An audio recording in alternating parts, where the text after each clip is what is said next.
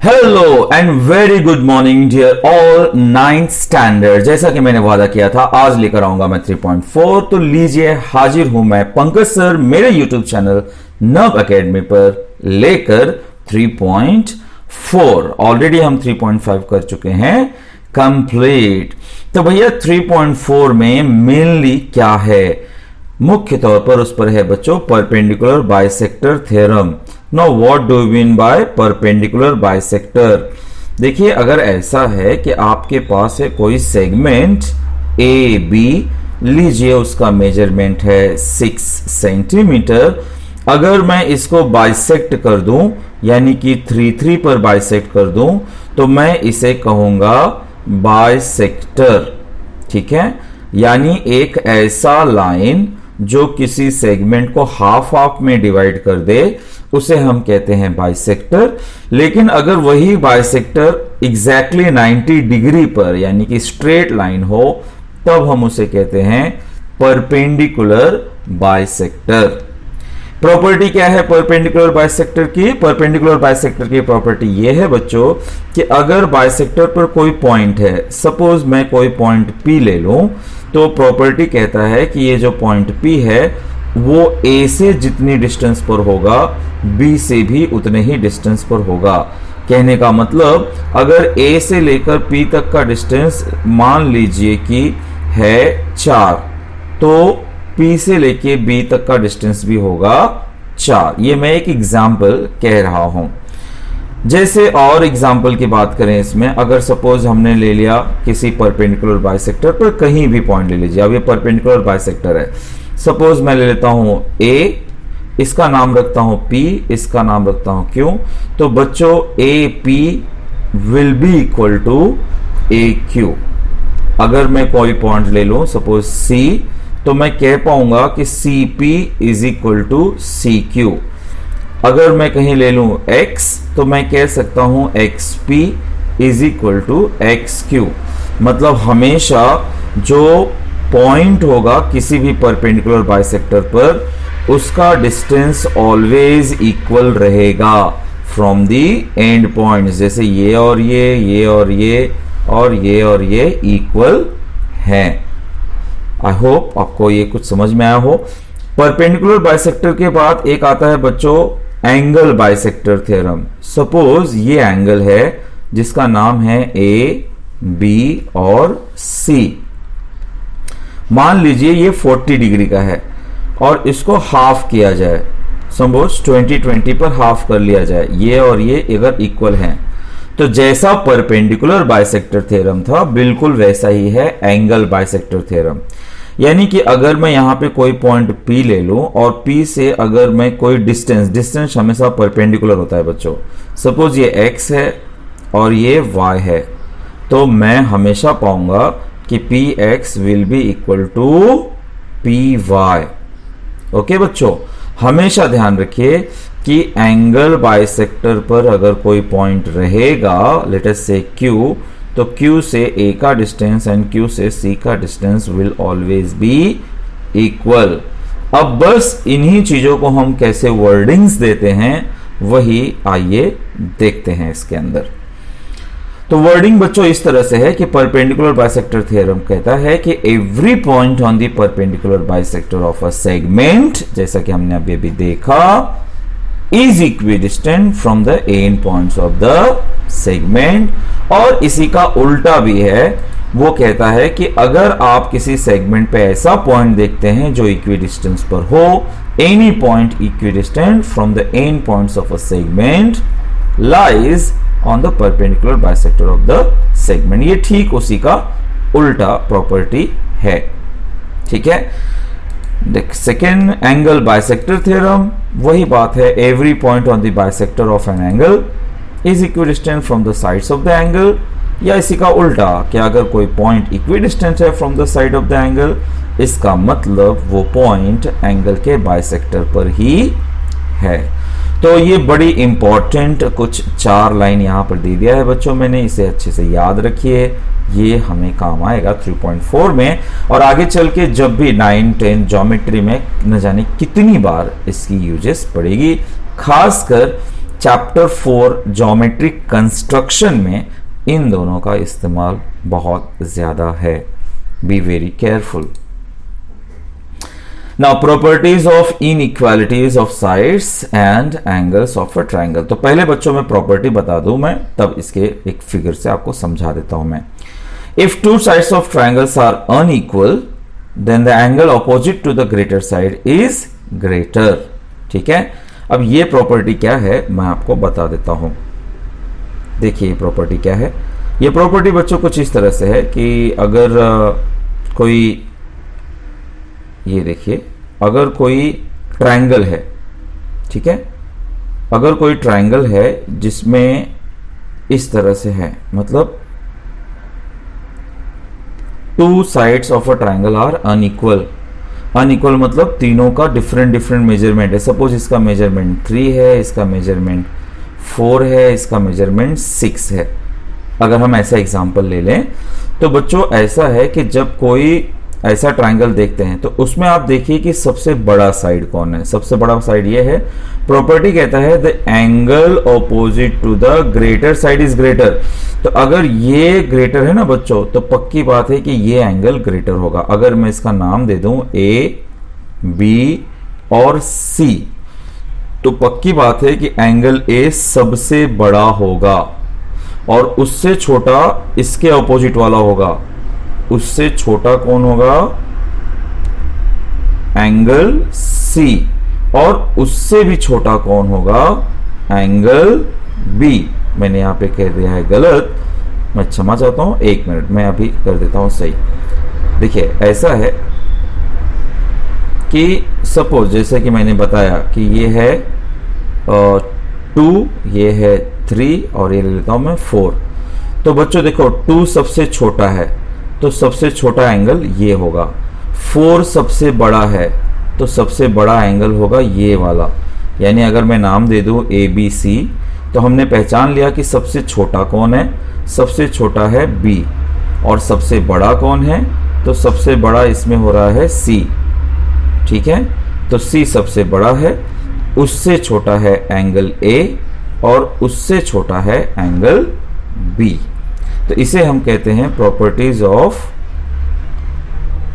Triangle में unequal जो sides होते हैं उनके अपोजिट के एंगल्स हम कैसे पहचान सकते हैं। So if two sides of triangles are unequal the angle opposite to the greater side is greater then the angle opposite to the smaller side. और अगर दो एंगल्स इक्वल हो तो आप उसी का अपोजिट कह सकते हैं कि बड़े एंगल का अपोजिट जो साइड होगा वो बड़ा होगा छोटे एंगल के अपोजिट वाले साइड से। तो इस तरह से आपने बाइसेक्टर की प्रॉपर्टीज देखी और आपने इनइक्वालिटीज के बारे में देखा। ट्रायंगल की एक लास्ट प्रॉपर्टी ये है बच्चों कि sum of any two sides of triangle is greater then the third side. किसी भी ट्रायंगल में बच्चों सम ऑफ दो side should always be greater then the third side. किसी भी ट्रायंगल में दो साइड का सम तीसरे साइड के लेंथ से बड़ा होना ही चाहिए। ठीक है, ये है थ्योरम। आइए शुरू करते हैं क्वेश्चन नंबर 1। इसमें टोटल 8 क्वेश्चन है बच्चों और ये 8 क्वेश्चन बड़े आसानी से हो जाएंगे। अब आप प्रॉपर्टी देख चुके हैं।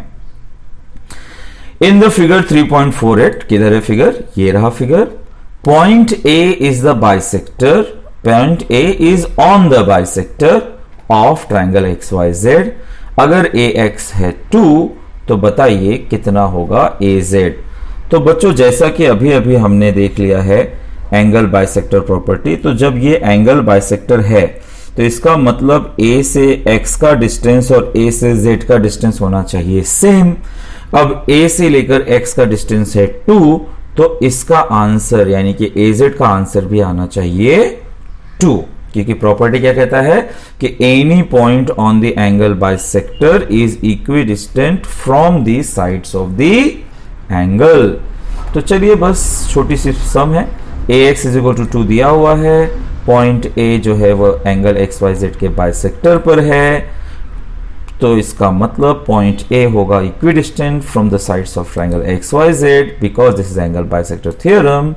Therefore A Z is equal to A X, इसलिए ए जेड आ गया 2 सेंटीमीटर। क्यों आ गया 2 सेंटीमीटर? आप यहां पे ब्रैकेट में बता सकते हैं, since AX is equal to 2 centimetre. ठीक है, तो बहुत ही इजी क्वेश्चन था ये बच्चों, होप आपको ये समझा होगा। आप यहाँ पे ब्रैकेट में बता सकते हो since AX is equal to 2 centimetre. That's it. Question number 2। Question number 2 क्या कहता है? In the adjoining figure RST is 56। ठीक है, चलिए इसको हम लोग ना एनालाइज कर लेते हैं अच्छे से, कोई दिक्कत नहीं, बहुत डिफिकल्ट सम नहीं है बच्चों। इस फिगर में कह रहा है कि RST 56 है। ठीक है, ये 56 है, मान लिया, ये ले लिया मैंने 56, और PT परपेंडिकुलर टू ST है, ओके, और PR परपेंडिकुलर टू SR है, वो भी ठीक है। Segment PR congruent to segment PT, वो तो होगा ही एज पर प्रॉपर्टी, ठीक है ना, क्योंकि वो एंगल बाय, अगर नहीं, वो कह रहा है कि P इक्वल डिस्टेंस पे है, तो बताओ RSP कितना होगा। आप समझ गए क्या पूछा है? RSP मतलब उसने पूछा है ये वाला एंगल, RSP ये वाला एंगल पूछा है। तो बच्चों जैसा कि क्वेश्चन बता रहा है कि PT और PR इक्वल डिस्टेंस पे है, तो सीधा प्रॉपर्टी क्या कहता है कि अगर कोई पॉइंट बाइसेक्टर पे है तो वो इक्वल डिस्टेंस पे होता है, लेकिन उसका कन्वर्स क्या है बच्चों? क्योंकि point P is equal distance from this and this line, therefore ये लाइन पक्की बात है कि इसका एंगल बाइसेक्टर होना चाहिए। यानी जब टोटल मेजरमेंट था 56, तो 56 का आना चाहिए हाफ, क्योंकि वो एंगल बाइसेक्टर है, तो उस हिसाब से इसका आंसर आना चाहिए 28 डिग्रीज। तो एंगल बाइसेक्टर का कन्वर्स यहां पर करना है यूज। चलिए देखते हैं कैसे। तो सेगमेंट PT और सेगमेंट PR ये सब परपेंडिकुलर हैं साइड्स पर, और PR दिया हुआ है equal to PT। So by this we say कि by converse of angle bisector theorem we can say कि भैया पॉइंट P जो है वो एक्चुअली एंगल SR के बाइसेक्टर पर है। इसका मतलब SP is the bisector of angle RST। तो इसका मतलब RST दिया हुआ है 56, तो RSP जो हमारा क्वेश्चन है should be half of RST, यानी कि हाफ ऑफ 56, यानी कि 28 डिग्रीज। तो दो सम हुए, दोनों सम थे बेस्ड ऑन एंगल बाइसेक्टर। बढ़ते हैं आगे। क्वेश्चन नंबर 3, ट्राइंगल PQR में अगर PQ 10 है, QR 12 है, PR 8 है, तो बताइए सबसे ग्रेटेस्ट साइड क्या होगा और सबसे स्मॉलेस्ट एंगल क्या होगा। ग्रेटेस्ट एंड स्मॉलेस्ट एंगल पूछा है। तो बच्चों जैसा कि हम जानते हैं, हमने इनइक्वालिटी का प्रॉपर्टी देखा, जो सबसे बड़ा साइड है उसके ऑपोजिट का एंगल होगा सबसे बड़ा, और जो सबसे छोटा साइड है उसके ऑपोजिट का एंगल होगा सबसे छोटा। तो इस फिगर को ही हम अज्यूम कर लेते हैं बच्चों। इसमें सबसे बड़ा साइड है RQ यानी कि 12, इसलिए सबसे बड़ा एंगल होगा बच्चों P। ध्यान रखिए, जो सबसे बड़ा साइड है उसी का ऑपोजिट एंगल होगा सबसे बड़ा, और इसमें सबसे छोटा साइड है 8 सेंटीमीटर का PR, यानी इसके ऑपोजिट वाला एंगल होगा सबसे छोटा। तो in triangle PQR as we can see कि PQ is 10, QR is 12 and PR is 8 centimetre. ये तीनों हमें मिल गए साइड्स। हम देख सकते हैं कि सबसे बड़ा है 12, उससे छोटा 10, उससे छोटा 8। इसका मतलब सेगमेंट QR सबसे बड़ा है, उससे छोटा है PQ, उससे छोटा है PR। अब अकॉर्डिंगली हम प्रॉपर्टी लिख देते हैं। प्रॉपर्टी क्या कहता है कि angle opposite to the greater side is greater. तो QR है सबसे ग्रेटर, तो इसका ऑपोजिट एंगल होगा सबसे बड़ा, यानी कि एंगल QPR होगा सबसे बड़ा, उससे छोटा होगा PRQ, यानी कि ये एंगल, क्योंकि 12 से छोटा 10 है, फिर 10 से छोटा 8 है, सबसे छोटा होगा एंगल PQR।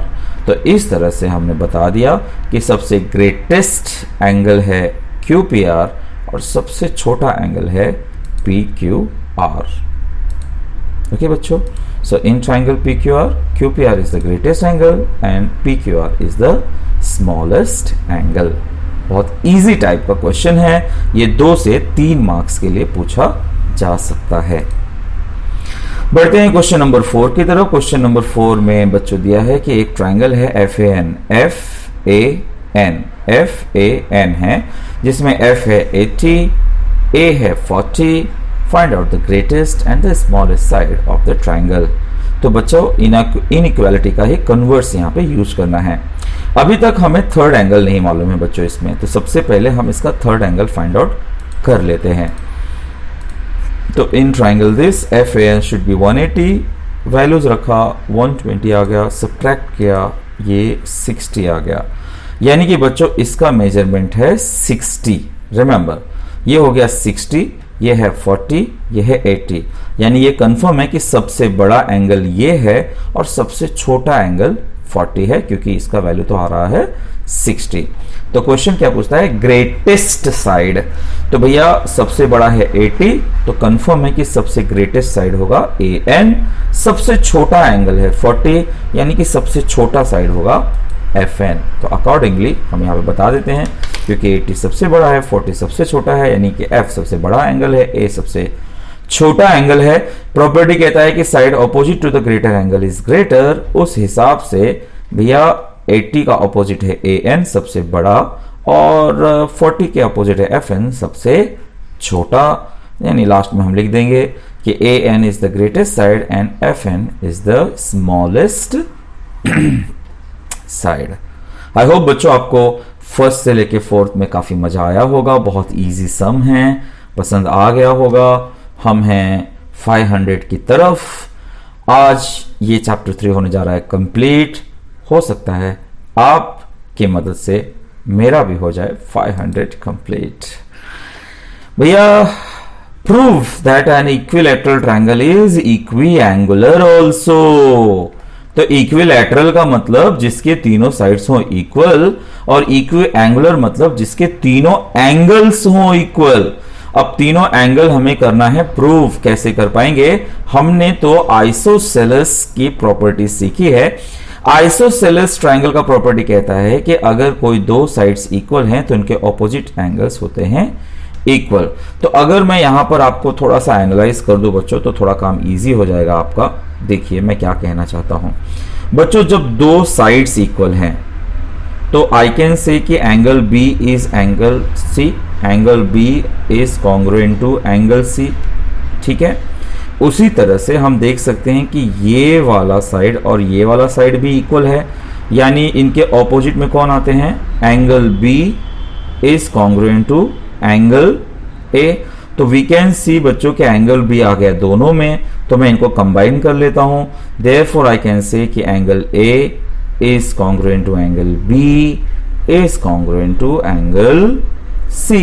तो इस तरह से तीनों एंगल्स इक्वल आ गए और हमने प्रूव कर दिया कि ये एक इक्विएंगुलर ट्रायंगल है। बस यही बात हम सीखने जा रहे हैं इसमें। देखिए किस तरह से एनालाइज जरूर करिए फिगर को, ज्योमेट्री में ये बहुत इंपॉर्टेंट है। ABC is an equilateral triangle, so there हमें प्रूव करना है कि ABC is equiangular. Here A is congruent to B is congruent to C. Proof. In triangle ABC, segment AB is congruent to segment BC. जब ये दोनों angle sides equal हैं, इसका मतलब एंगल A और एंगल C हो जाएगा congruent. ठीक है, ये आइसोसेलेस ट्रायंगल प्रॉपर्टी हो गया।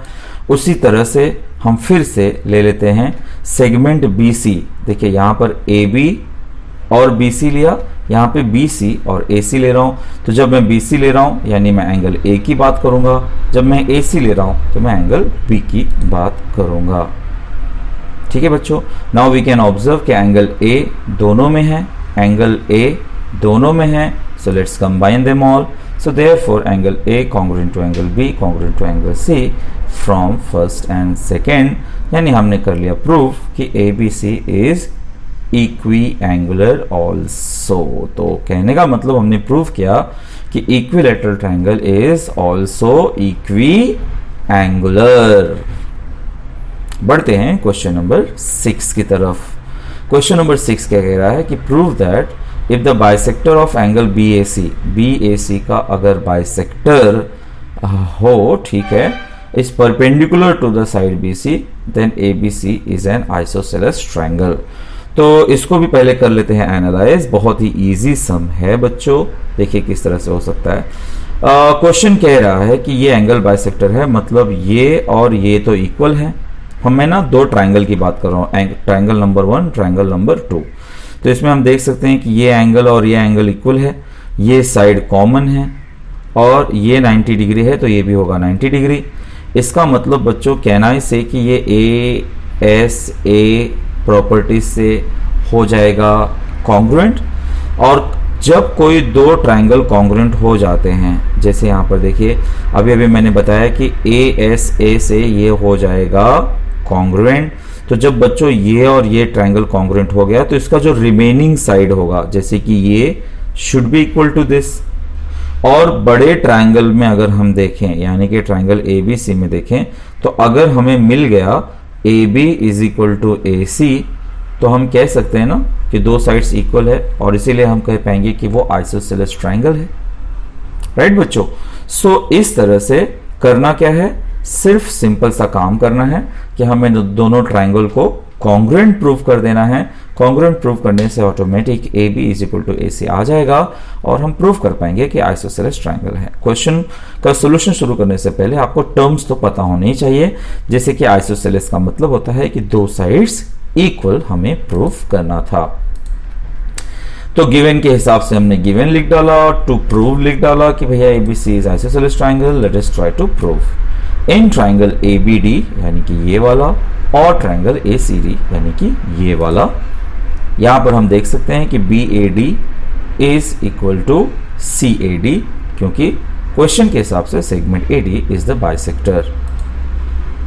Segment AD is congruent to segment AD क्योंकि वो कॉमन साइड है। फिर बच गया ये last, angle ADB is congruent to angle ADC because each angle is of 90 degree. तो भैया इस तरह से ये तीनों हो गया ट्राइंगल ABD और ट्राइंगल ACD के बारे में।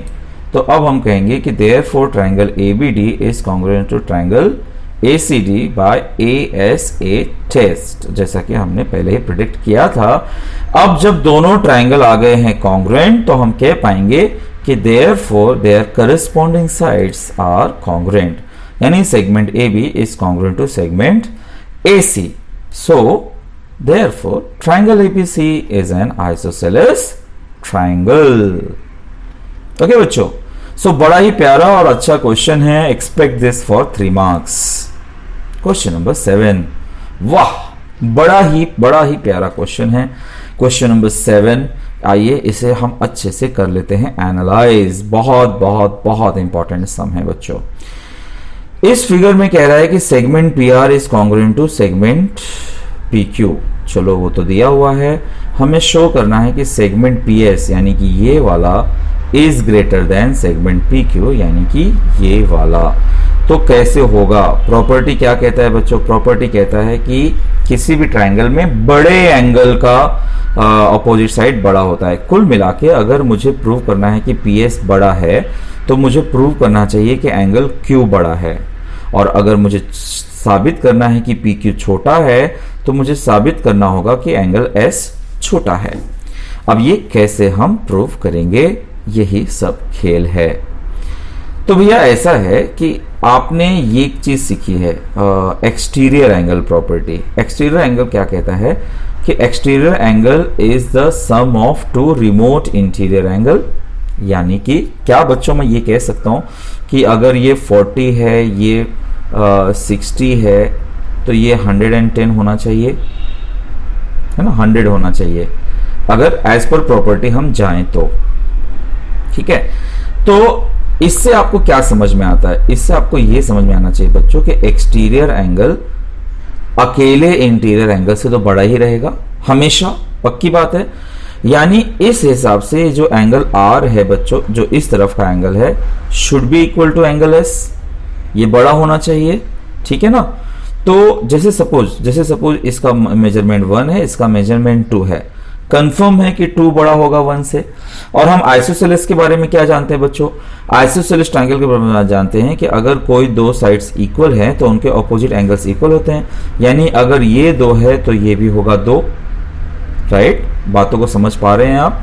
देखिए जैसे ये एंगल इससे बड़ा था, तो अब मैं कह सकता हूं कि ये एंगल इससे बड़ा होगा। क्यों कह सकता हूं? क्योंकि ये दोनों तो इक्वल हैं।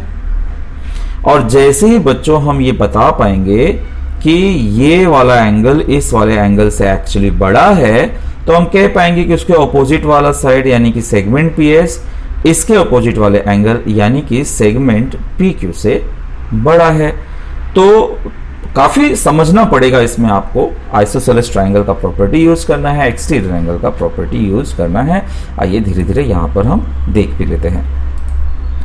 तो सबसे पहले हम चलेंगे आइसोसेलेस के शरण में। भैया ट्रायंगल है PQR, इसमें है दो sides equal, segment PR is congruent to segment PQ।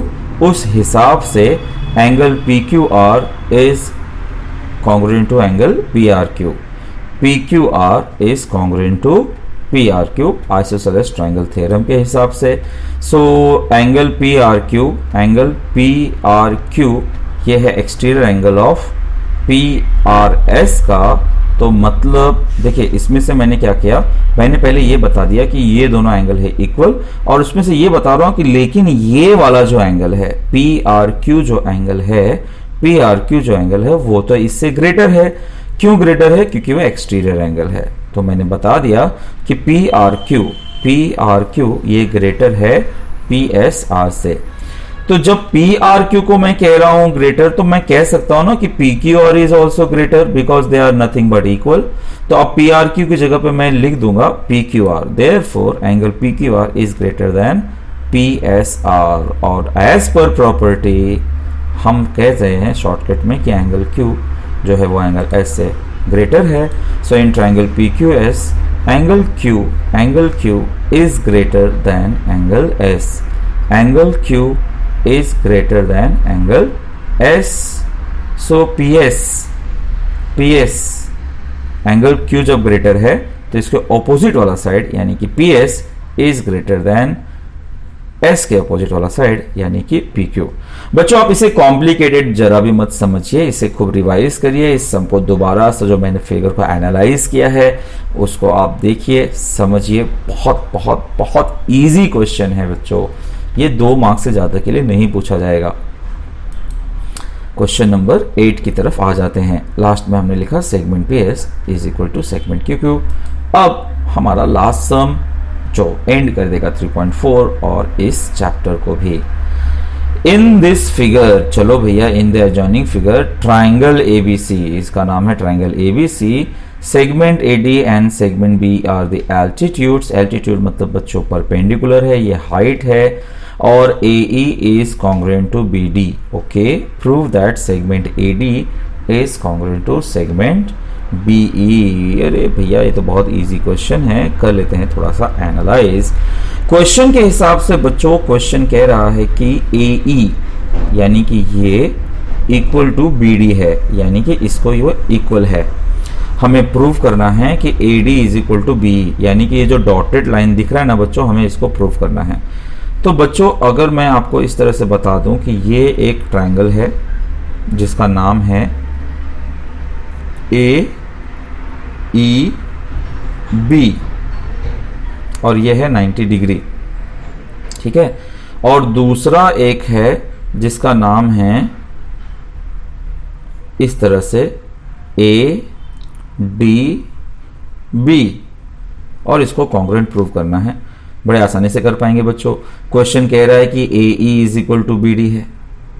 हम देख पा रहे हैं कि AB और AB ये कॉन्ग्रुएंट है, मतलब क्योंकि इक्वल है ना, कॉमन है वो, और 90 डिग्री के ऑपोजिट में है बच्चों। 90 डिग्री के ऑपोजिट में मतलब इसको हम क्या कहेंगे, इसको हम हाइपोटेनियस कहेंगे।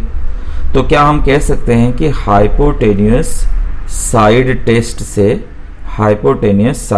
से ये दोनों ट्रायंगल कॉन्ग्रुएंट हो जाएंगे। तो जब ये दोनों ट्रायंगल कॉन्ग्रुएंट हो जाएंगे बच्चों, तो ऑटोमेटिक जो बच गया, क्या बच गया, एक तो BE बच गया और इसमें क्या बच गया, एक AD बच गया, वो हो जाएंगे इक्वल। देखिए अब रियल फिगर में भी समझ लेते हैं। हम क्या कहने वाले हैं कि AE is equal to BD। हम ये कहने वाले हैं कि AB है कॉमन, तो हम ये कहने वाले हैं कि हाइपोटेनस साइड टेस्ट से दोनों ट्रायंगल हो गए कॉन्ग्रुएंट। तो जब ट्रायंगल कॉन्ग्रुएंट हो गए बच्चों, तो जो रिमेनिंग साइड है, रिमेनिंग साइड मतलब इसका रिमेनिंग है AD, इसका रिमेनिंग है BE, ये हो जाएंगे कॉन्ग्रुएंट। सिंपल, आपने कॉन्ग्रुएंट करना तो सीखा ही है 3.3 में, 3.2 में। तो in triangle ADB, in triangle BEA, as we can see कि segment BD is congruent to segment AE, segment BD is congruent to segment AE। also बच्चों ADB जो है वो BEA को congruent है, is 90 degree, and we can see कि segment AB is a common side। तो from the observation we see कि this is hypotenuse side test, इससे हो गए दोनों ट्रायंगल कॉन्ग्रुएंट। जब दोनों ट्रायंगल कॉन्ग्रुएंट हो गए तो बचा हुआ जो उनका सेगमेंट है, जिसको हम कहते हैं corresponding sides of congruent triangle, उसके हिसाब से segment AD is congruent to segment BE। यही तो हमें करना था प्रूफ। उम्मीद है आपको मेरी मेहनत पसंद आई होगी, आपको स्लाइड्स अच्छे लगे होंगे तो बता भी जरूर दीजिएगा। आपके लाइक से दिल खुश हो जाता है, आपके सब्सक्राइब से दिल बाग बाग हो जाता है। आप इसी तरह से प्यार देते रहेंगे, इस बात की उम्मीद करता हूं, और आपको अभी के लिए फिलहाल बाय बाय कहता हूं। ख्याल रखिए अपना, टेक केयर, और खूब पढ़िए, डाउट्स जरूर पूछिए कमेंट बॉक्स में। Bye bye.